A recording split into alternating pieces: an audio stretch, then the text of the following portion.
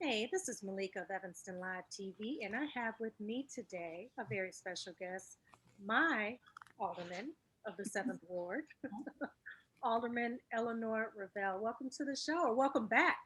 Right. Well, thank you, Malika. It's a pleasure to be with you. Yes, yes. As I do these interviews, I'm noticing how many people have actually been on my show before because I'm constantly saying, "Welcome back." Right, right. Yeah, yeah. Well, that just shows how much you cover of all of Evanston. That's really, really wonderful. Yes, thank you, thank you. So you and I were just talking before we started recording. Right. Um, this election has been, woo, it's been Yeah, busy, and you all are busy. just stepping out there. I mean, it hasn't even got into the meat of the race yet. Right. Yeah. So what's it been like? What's it been like for you this Well, election? yeah. Well, it's certainly been really busy. I mean, a variety of organizations with questionnaires to fill out and um, a couple of forums now and interviews. And all of that's really helped me really think carefully about what are my positions on a lot of these issues. I mean, I know what I think, but to have to actually put my thoughts into words that I write down or that I share on a forum has been a really useful exercise. And so I feel like I'm growing in this whole process. Mm, that's interesting. I had interviewed Alderman Melissa Wynn a few weeks ago, Mhm. and I had told her, it was great to actually speak with her because when you all are up there on the dais, you don't get much time to really go into an explanation for why you voted the way that you did or how you feel about certain issues. And sometimes you all just have to get the vote in, and it may not be how you really feel. You know what I mean? Mhm. So um, I think these interviews have been great because now the residents get to hear, Mhm. at least on Evanston Live TV and other media outlets, how you all actually feel Right, about what's going on in Evanston and right, yeah. some tough decisions you all are going to have to make Mhm. coming up as Yeah. well. Well, right. Well, when it's a really controversial issue or an issue that I hear a lot from my residents about, then I do make a conscious effort to explain my vote. I mean, I'm not a person who goes on and on at length at council, but I do try to explain why I'm voting yes or no, or why I'm urging my colleagues to vote yes or no. So I hope people do understand why I'm voting the way I vote. A friend of mine, she's an attorney out in California. She always tells me, Malika, you have to take emotions out of things and just state the facts. So I Mhm. feel like that's how you all come across. Like these are the Mhm. facts. And I think Mhm. people aren't feeling enough emotion about how you feel about it. So it's like they're not connecting to it. Like, so then they just think it's cold, just a Okay. cold decision, you know. So we should be more passionate up there on the dais. Uh-huh. Yeah, Well, fire I'll your papers, try. fire your papers, slam your fist on your Right. desk. All Okay. right. All I'm just right. kidding. I'm just Uh-huh. kidding. But Right. yes, well, I know with Harley Clark, Mhm. you were passionate about Yeah. mental health. You and I sat down and talked about a little bit about that as well. And I know you're big on the environment. Right. Um, those are things that I've heard your voice on, Mhm. most definitely. I think what people haven't heard your voice on was the zoning at Northwestern. I don't Oh, think enough people know how you really felt about that. And well, boy, I mean, I had a article, op-ed piece in the roundtable. I went to a whole lot of meetings with residents. I made passionate appeals at city council on a couple of different occasions on this issue.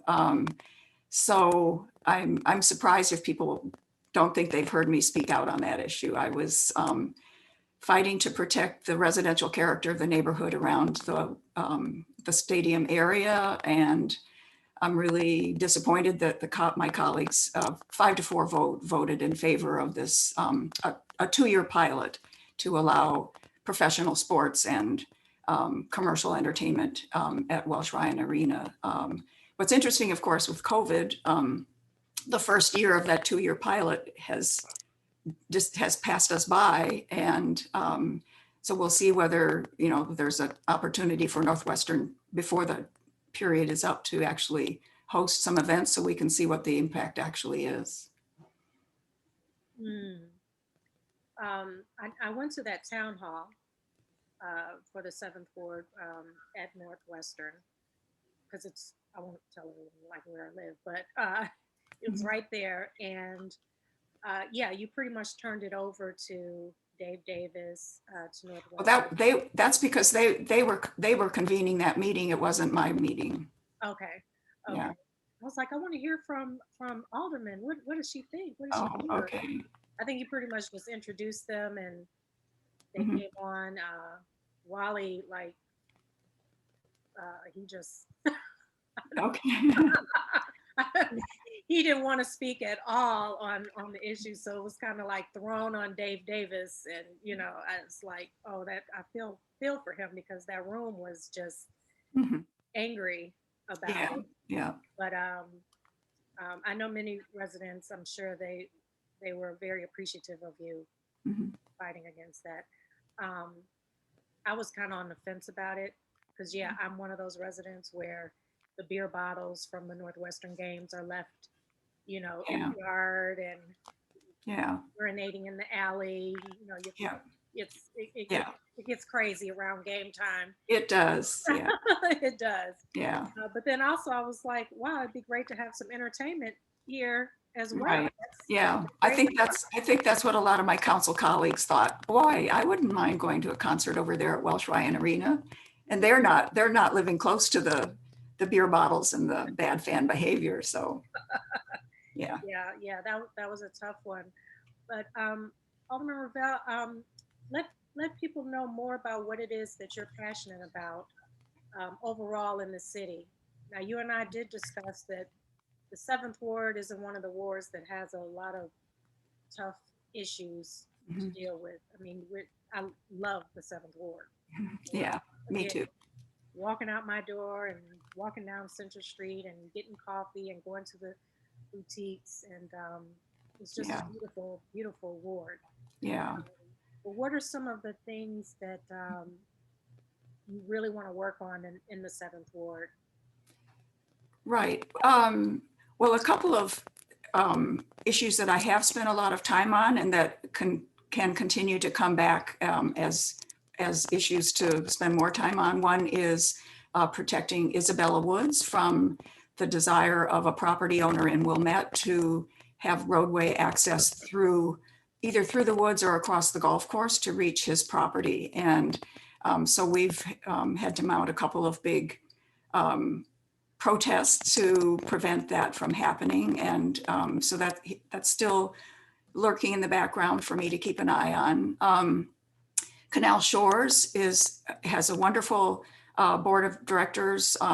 It's all volunteers, and they put in a tremendous amount of time on ecological restoration and community service. They have a wonderful program for young people in the summer, but they struggle to maintain their financial viability, and that's been made a little difficult recently with some issues with the Metropolitan Water Reclamation District. So we're still working to try to make sure that they have the financial resources to remain a viable organization. But thinking citywide, I guess you mentioned that I am interested in the environment. Yeah, implementing our climate action and resilience plan is a really top priority. The climate crisis is real and it's now, and we have no time to waste on doing our part here in Evanston to reduce our impact on the climate. So that's a big issue. And then I think another really important one for me is affordable housing. So I'm a member of the Housing and Homelessness Commission, and then I'm also on the Affordable Housing Plan Steering Committee. And we are charged with developing an affordable housing plan for Evanston that's going to have some really measurable goals, so we can say, here's where we want to be in terms of a significant increase in affordable housing. And here are the steps we're going to take to try to get there. So those are a couple of more citywide issues that I'm really, and I have a couple more, but I don't know if you want to talk about either of those anymore first before we move on to something Oh else. yeah, well, I would love to hear more. I know we've already got a question from one of the guests, but yes, I want to hear more about both of those. Okay. Well, with affordable housing, whenever the conversation starts around that, everybody focuses on the large new residential developments that have some required affordable housing units. But we're just making really small progress if we rely on those kinds of developments for making a measurable increase in the number of affordable units in the community. So what I think we really need, and I'm expecting that this Affordable Housing Plan Committee is going to end up recommending, is that we do a serious review of our zoning code and look for ways to make sure that we can have more types of housing, smaller houses, smaller lot sizes in all parts of the community. Because right now, I think our zoning is quite a barrier to making a significant increase in the affordable housing that we have in our community. And not only is it important to have more affordable housing, but it's important for us to have it throughout the community. So I see that as being an area where we're going to have a lot of community conversation in the coming months. Mm-hmm. I was speaking with Jonathan Newsma, who's Right. the fourth ward, and he is all about the environment. Right. Yeah. I learned so much from him. Yeah. In speaking with him, you all work together. We did. Right. Yeah. Jonathan and I were both founding members of Citizens Greener Evanston. And after I served, I think it was about 4 years as board president, Jonathan succeeded me as president of Citizens Greener Evanston. So, and we worked really closely on the referendum to approve community aggregation for electricity here in Evanston, which really made a big impact in terms of our reduction of our greenhouse gas emissions. So I know Jonathan is really a big priority for him also will be implementation of our climate action and resilience plan. We have these lofty goals for the year 2050, but we really need to make some progress on our interim goals. We have targets for 2025, which is just around the corner, and for 2030. So I think we need to really focus on the steps we need to take to achieve those interim targets. As far as going back to the affordable housing, right? Why do you think that that's been such? It seems like it's been such a struggle.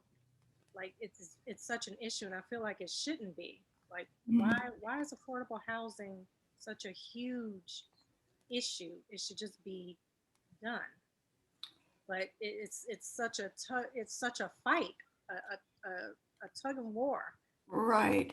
Well, we are already such a built-up community. It's not as though we have, areas in town where we could say, oh, well, there's a great place for an affordable housing project. So we really have to think creatively. I do think, sort of leaping to another topic, but related, is the Civic Center property. Because if we were to decide that was, moving the Civic Center to a different part of the community made sense, which is a huge discussion of its own, I would see that property, particularly along Simpson, where the current parking lot is for the Civic Center. That would be a really great place for affordable housing for family development, which is most of the new affordable units that we're getting are smaller and not aimed at families. So what we really need is to come up with ideas of places for affordable housing for families. And so anyway, I think the community wants affordable housing. It's just finding a place for it and then finding the funding. So it's a challenge. Now, your opponent, Mary Rosinski, was saying instead of focusing on building affordable housing, why can't we turn just some of the buildings, some of the properties that we have already? Mhm. What are your thoughts on that? Well, certainly, what I think that's probably called naturally affordable housing, and it is important to keep what we have in that way. But when we think about affordable housing in terms of the new developments, or if we were to build family housing on Simpson there, we're looking at keeping the property restricted, required to be affordable for 20 years or something like that. And with tenants going through a process to demonstrate their income eligibility. So I'm not sure if that's what Mary had in mind in terms of what she meant about the naturally affordable housing. I mean, the way to address the naturally affordable housing piece, I think, is to work on our property taxes and other things that add the expense for the owner of the property, so that the rents don't have to be increased. You brought up the Civic Center. Mhm. Do they have to? I mean, I love that the Civic Center I has know, me too. Yeah, to yeah, I walk love to that. Yeah, council meetings, walk to take care of anything I need to take care of at the city is like right yeah, there. I would hate for it to move. Like, yeah. does it have to move? Can't it just be renovated or fixed up if there's Yeah. structural issues going on? Right. Well, we need a lot more information to make that decision. The last time we had a conversation about the building was we need 12 to 17 million dollars of sort of basic upgrades to the building, our HVAC system, the electrical system, security, the way we handle security in the building. And so, a 12 to 17 million dollar investment is, pretty, a pretty startling number. But, so what we need is a little more information about just what that means. And then if we were to look for a different site for the Civic Center, where would that be and what kind of cost would that be to the city? So we can actually make a good decision between the two.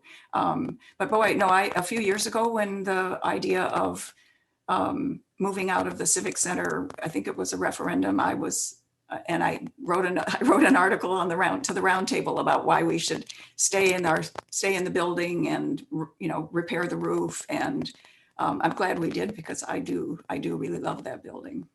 So it'll be a difficult decision. Hmm.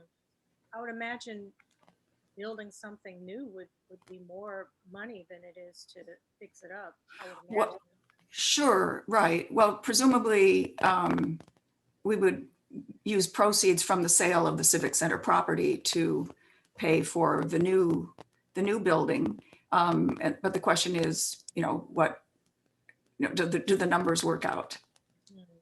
And there could be other reasons too. For example, there's been a lot of conversation about trying to move the Civic Center to the downtown, which would then bring lots more people and vitality and support for our businesses in the downtown. So there'd be these other kinds of benefits from really thinking seriously about moving the Civic Center to the downtown.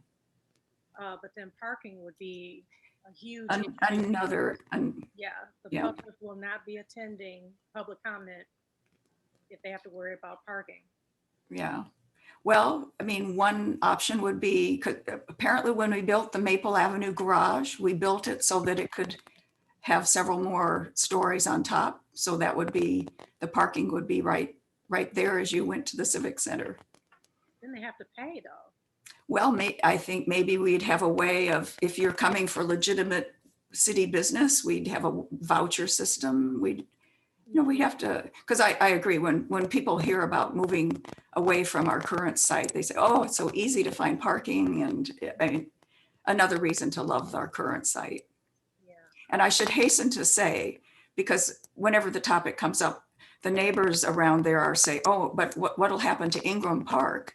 And that is definitely not part of the Civic Center property. So we are not talking about selling that park. Okay. Okay. Well, just letting you know, constituent, my vote is it stays right where it is. Okay, well, let's have that conversation after we actually know what the alternative might look like, because maybe that'll be so attractive that you'll change your mind. Okay. And it's going to remain Lorraine H. Morton, correct? I would hope so. I would hope so. Yeah, Okay. That's major importance. sure. Yeah, it is. It is. Okay. Alderman Revelle, we're going to take a question here. Okay. We have a question from Aaron Foster. Aaron, if you want to unmute.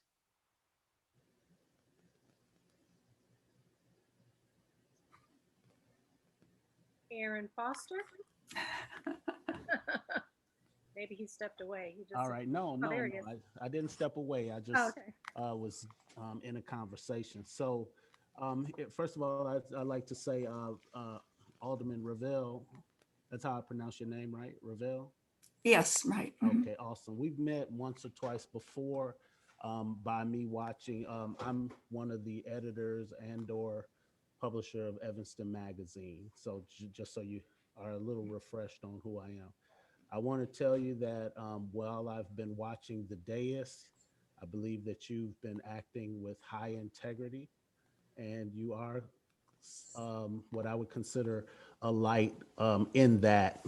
Um, yeah, I'll turn on my mic. I mean my camera so you can see me. Great. There I am. There you All are. right. Hi. So, and I think that again, I think that you've been acting with a high and strong integrity, and I appreciate the light that you bring to the dais. And I mean, that's not an easy thing to say at this point, because I think that a lot of the regular citizens of Evanston are not feeling super strong about it. So I appreciate all the things that you guys have discussed. I really simply have to ask you one thing that I think I have not heard specifically from you, and it has to do with my direct question, which is, how do you feel about the way the clerk's office has been dismantled, and where do you stand on it being re-examined? Yeah, I know. I mean, that is a difficult topic. I'm open to re-examining that issue. It's been unfortunate that we've made the changes that we've made this past 4 years. So yeah, I think it's probably time for renewed conversation.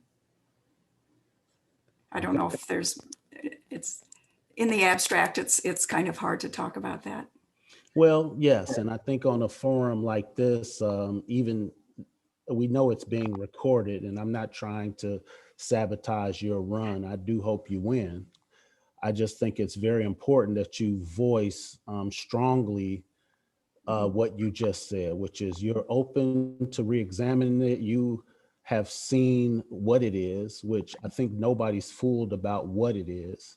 And that's really all I have to say about it. Thank you for your time. Yeah, well, thank you. Thank you, Aaron. Yes, Aaron runs Evanston magazine. I think it was called Evanston Man at one point, but now it's Evanston. Yeah, we Okay. morphed it into to try to expand it a little bit further. so that we can get a little more traction on it. Thank you, ladies, for your time. I'm going to turn my mic and my video back off so I can watch. Okay, thank you. Mhm. Yes, Alderman Revelle, it's a lot of what's been controversy around the city clerk's office for the past 4 years, Mhm. I would say. Um, I am a supporter of Devon Reed in the office. I feel like he's educated the community so much on FOIA, Mhm. and it's given the residents so much information about voting and Mhm. Yeah. different elections. But I do see the issues that are up there on the Mhm. dais, and it it gets very intense. Very intense. Afraid so, yes. Um, I never quite understood why they took FOIA away from um, his office. I didn't. Well, I think what happened is we added additional FOIA officers. So the city clerk still does do some parts of the FOIA responsibility, but there were reasons to have some parts of it handled by in the police department because in terms of maintaining um, uh, privacy for the individuals, let's say, who were the victims of a crime or potentially suspects in a crime. There was it was important to maintain the privacy requirements of the FOIA law.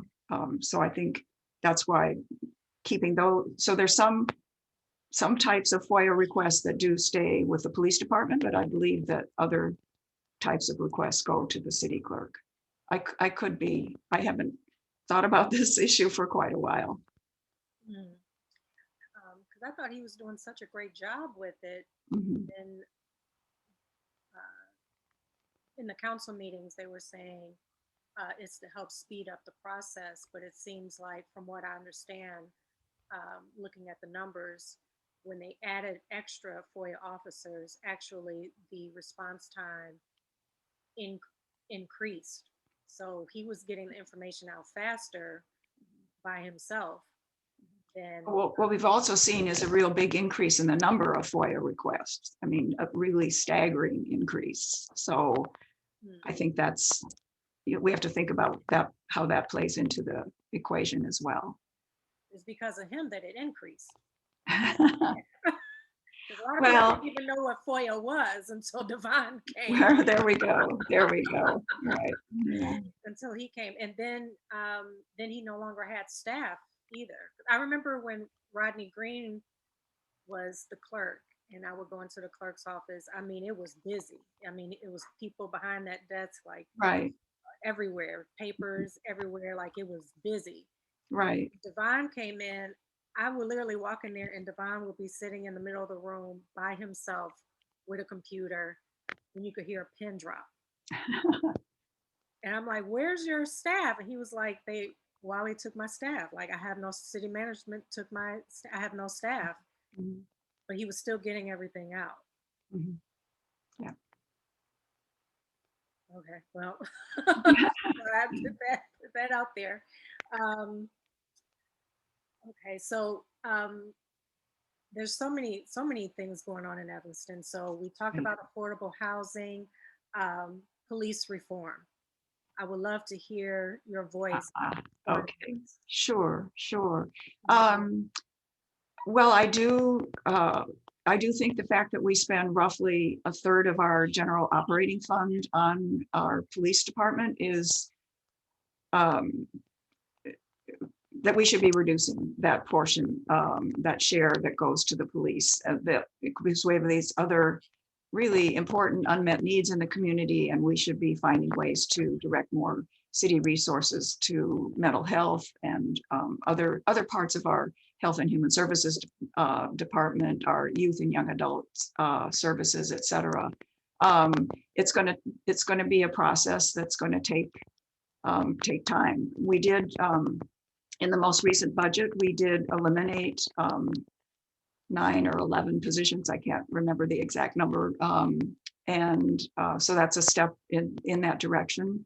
I've been very involved in the last few months, working with Alderman Fleming and a subcommittee of the Human Services Committee on developing an alternative emergency response program, so that, because there are a lot of 911 calls that we receive, that the police department receives, that don't need a uniformed police officer to respond. In fact, it would be better if a behavioral health professional could respond, because these are oftentimes cases of someone who is having a mental health crisis, or they're homeless and need assistance finding, shelter. Just a lot of situations that don't really need a police officer. And we're going to be coming to Human Services actually this coming Monday evening with our draft proposal to start getting some feedback from the broader Human Services Committee, and hope to be bringing that to council in the next 2 or 3 months. So if the experience that other communities are finding that have this type of alternative program is that it is able to reduce the demand on the police department enough that there are additional savings then in the police department budget that we can begin to direct to these other really important needs in the community. So that's I think a really important step for us to make.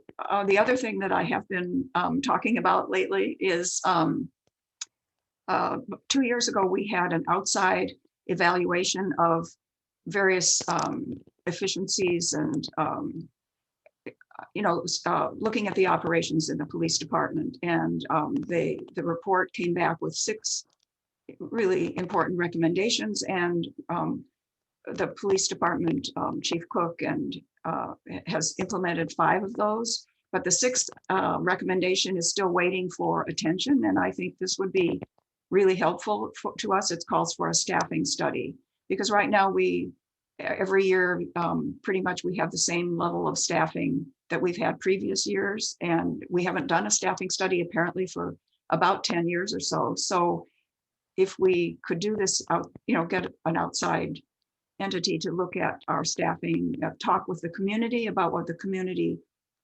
needs and wants from our police department, it will help us decide, whether we can right size the department and further reduce the staffing there. So I think that would help us also get to some more savings in our police budget. I think that is a great idea. And I know that District 65 operates outside of the city. Mm-hmm. But in those interviews, I mean, I've learned so much about mental health for children, and how that's had a huge impact on the achievement gap, because so many are judged for having mental health issues. Mm-hmm. And then some of the behavioral issues. I mean, it's a really serious and deep topic. Do you get involved with District 65?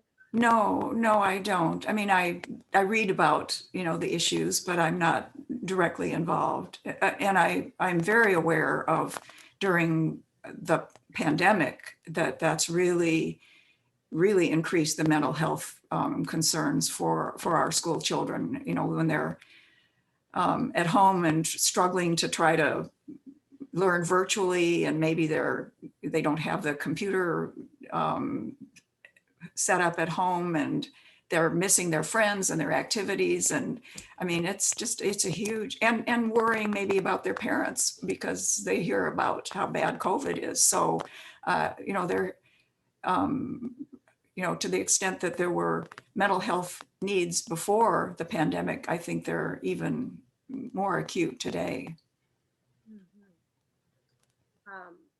Yeah, because District 65, I mean, they were receiving death threats because they kids at home. And then there were parents who were concerned about mental health issues with their kids back in the school. But Dr. Horton didn't want to risk losing one child. Right. Yeah. So, You know, when I think about how, you know, some of the pressure of being on the city council, I think being on a school board is twice as challenging. Yeah. Yes, yes. Why is there such a separation between the two? Because when I talk to District 65, they're like, well, the city has nothing to do with that. I talk to the city, well, we have nothing to do with that. Is I would think you all would have to come together at some point because we're Yeah. together. Right. Yeah. But we do have a city school liaison committee. They meet, I think, quarterly, and talk about issues and interests that we have in common, and how, you know, how are there things that the city can do to help support the schools. But boy, I think we each have such full plates. You know, trying to asking city council to really try to make decisions for or with the school districts about the school issues, that would be challenging. I'm glad we have school boards who really can dig into all the school issues and really make wise decisions for our school children. And Alderman Revelle, what are some of the other issues that you're really passionate, because you're known as the one on the council who's kind of quiet. You just, just kind of quiet, kind of chill, you kind of just lay back, and we hear the tension amongst all the others. I think you're the only one who has no controversy around her. Everyone else up there has had issues, Mhm. but you. Yeah. Well, boy, I guess when I was on the losing end around with Harley Clark, I mean, yeah, I felt unloved. No, I mean, not that's strong. I guess Say how you feel. You felt unloved. Say it. uh, well, just really, really frustrated that that my colleagues wouldn't go along with the proposal from the Lake House and Gardens. And I mean, we could have worked out, I think we could have worked out the problems with the draft lease agreement, but we just ran out of time. So issues I'm passionate about. I'm in conversation a lot with members of the Environment Board, and in particular, they've been doing a lot of work in terms of promoting our green spaces, our open spaces, making sure that we do what we can to protect not just Isabella Woods and not just Canal Shores, but along the Lad Arboretum, the Harbert Park. We have wonderful natural. Oh, and the Clark Street Beach Bird Sanctuary. I've got several of these natural areas in the 7th Ward, and so we recently approved an ordinance that basically kind of creates a structure for the city to work with the stewards of these different natural areas and make sure that everybody's in communication and we have good plans going forward for those areas. I'm working now with Wendy Pollock, who's the chair of the Environment Board, and Alderman Nguyen and Alderman Rainey,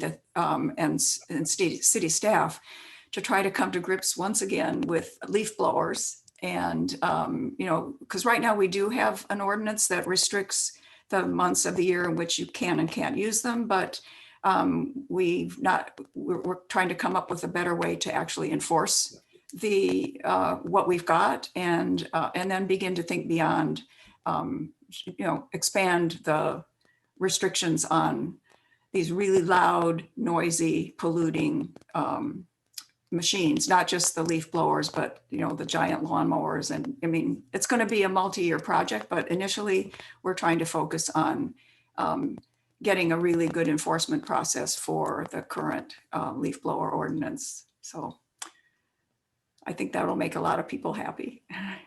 Yes, yes. There was one other topic that I know the council is going to have to vote on soon, or you can let me know when you all are going to vote with reparations, with where it is right now. So I know you all are in support of reparations. Right, yeah, I believe everybody is in support of right, reparations. They should yeah. be if they're not. But what are your thoughts on where it is now in terms of it developing more into a housing program, at least with the first 400,000 Mhm, dollars? right, yeah. What are your thoughts on that? Well, I think the council is, we've had the discussion about the actual, the 3 housing programs that would be part of this first 400,000, the mortgage assistance, the home maintenance assistance, and trying to think, anyway, I can't remember the third, anyway. And right now, I think we're waiting to hear back from the reparations subcommittee about just actually how they're going to, what is going to be the process by which residents demonstrate their eligibility for the program, and just how is that whole approval process going to work, so that we can actually say, oh yeah, here are the 10 residents who qualify and are going to be getting the first round of funding. So we're waiting now to hear back from the subcommittee about just how that process, how are people going to apply for the reparations program? What kind of documentation do they need? And we certainly don't want to have it be a huge cumbersome process for people.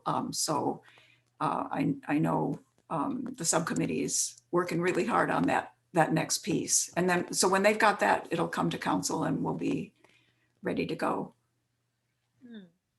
Have you heard from the community? Because there's quite a few who are not in agreement with Right. a housing program. What are your thoughts on that? For those who aren't aware of what's even happening with reparations. So when Alderman Robin Ruth Simmons took on reparations, I mean, we hailed her because Yeah. she's done something that no one has been able to do in the country.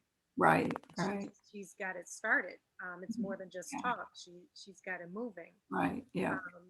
But then over time, as more and more people started getting involved, Mhm.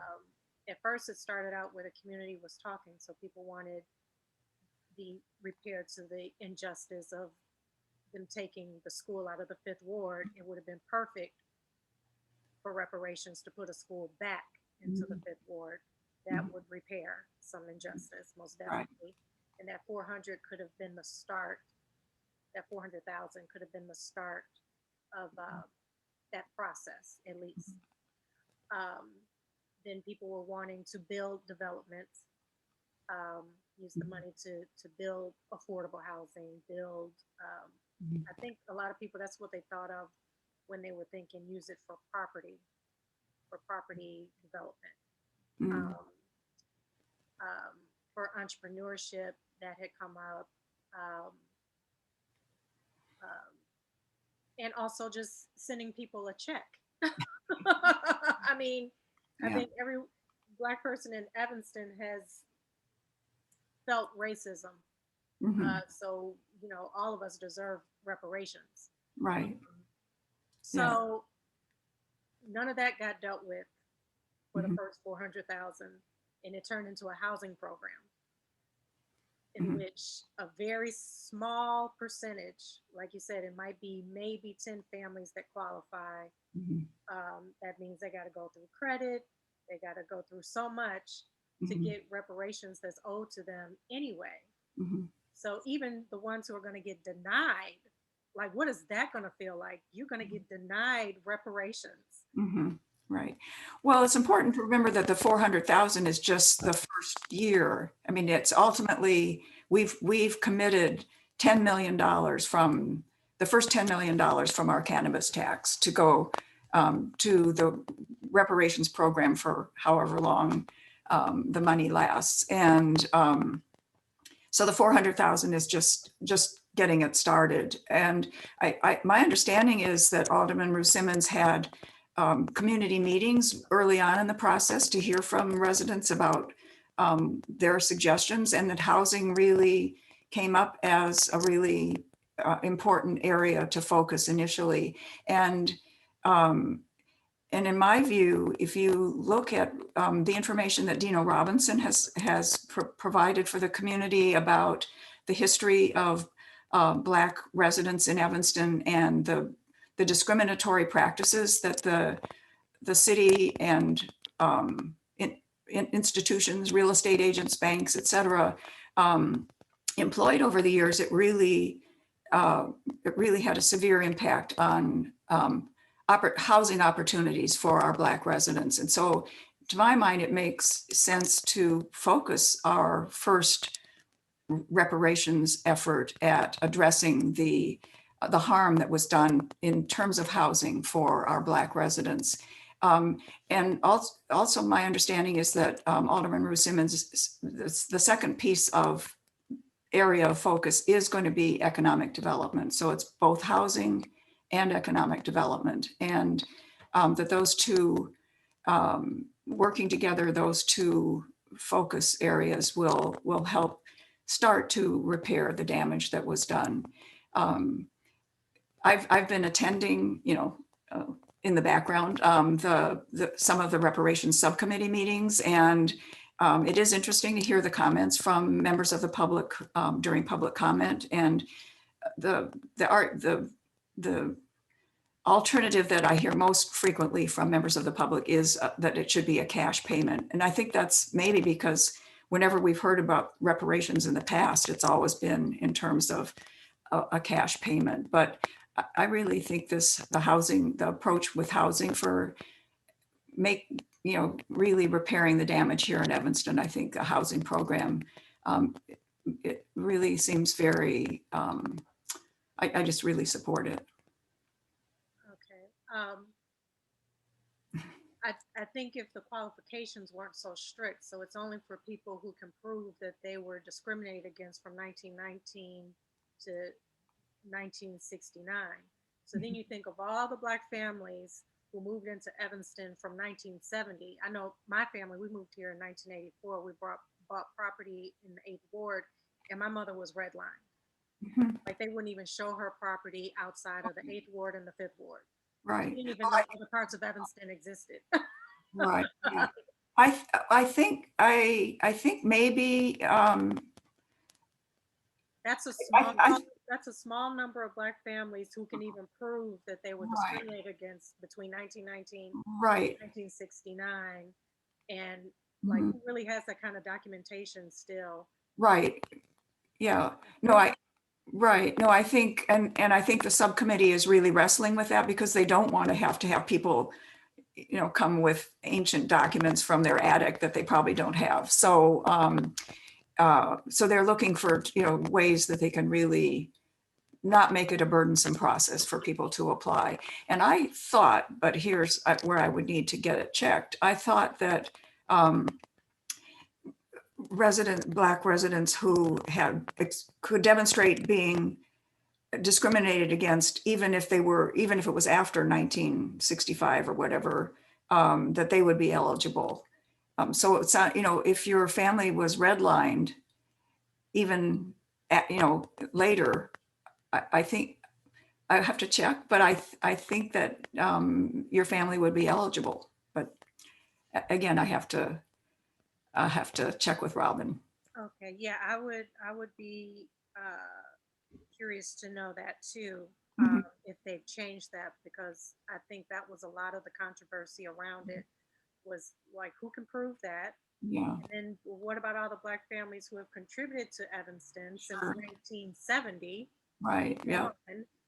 and have been redlined, discriminated against in all sorts of ways? Right. Are they just ass out? They don't deserve reparations? Like, what's going on here? And I know Evanston is really big on this Black legacy families. Yes, okay, we get that, but there have been Black families who have been here for Mhm. a very long time and have Right. paid taxes and contributed. So why are they being X'd out Mhm. of receiving reparations? And then so Right. we have to wait on a federal or state reparations program in order to receive. And I'm with, yes, people should get a cash payment. Put a school back in the Fifth Ward or get a cash payment. That Right. qualification stuff is like, you're gonna Mm. make me qualify for reparations? Think about that for a minute. Yeah, In right, which right. case the banks are the winner. Mhm. Right, And majority of the black families in Evanston get nothing. right. Yep, But yep. the banks that they have chosen, they walk out with a few extra bucks in their pocket. Yeah, So it's like, what does that really look like? yeah, right. Well, we need to do we, the council and the reparations subcommittee needs to do a really good community education um, messaging about, just how this program is going to work. And I think it'll evolve over time. We're talking about just the first little piece. And I think it's important that that first 400 piece is mhm. a winner, because Yeah, right. if Yeah. it's too controversial, where Mhm. people around the country are like, oh, so they made people qualify for that first Yeah. 400,000. So they X'd out majority of the black families in their city. Mhm. That's Yeah. not going to be a good look for Evanston. Right. Right. And Yeah. they're going to put two and two together. Oh, the banks made off like fat rats, but Mhm. the black families in Evanston got nothing because they didn't qualify. Mhm. That's not going to be a good look. Yeah. No, I'm sure that's not going to be the outcome for us here. So Okay. I have confidence in Alderman Ruth Simmons. I have confidence in her. I don't know that I have confidence in everybody that's involved in it, Right. but Okay. I know that her heart was in Oh yeah, the right place. for sure. For Yes, sure. Yeah. yes, yes. Yeah, we had just last night we had a joint 6th and 7th ward meeting where we had so Dina Robinson came and talked about the history of the redlining history, et cetera, in Evanston, and then Robin talked about the reparations program, and there were 80 or 90 people came to the ward meeting, and I got a lot of emails afterwards saying, really wonderful discussion. I learned so much. This is really great. So there's definitely, for people who aren't going to be part of the program, there's really strong support and recognition of the importance of the program. Well, Alderman Revelle, white people have to be like, oh, this is great. Great that we're repairing. I mean, it's tax money that we could use for something else. So Well, they're going to say it's great, but if they really look at it, they're going to be like, oh, wait, so majority of them aren't going to get anything? They're not going to qualify? yeah, well, I'm sure we'll work on that qualification piece. Yes, please do. Please do. Alderman Revelle, we've gone over, but Oops. I love talking to you. I mean, again, it's great talking to you because we don't really get to hear everyone how they really feel. Right. I had no idea you felt unloved over the Harley. I had no idea. I knew you were a voice for it, but you were just cool. Like, okay, all right. Well, if I learn one thing in this conversation is I need to be uh, more out there, right? Yes, yes. Thank you so much. And yes, I mean, you're just a woman with decorum and in class. You're like, no, you're not going to ruffle my feathers. But I'm going to make these decisions.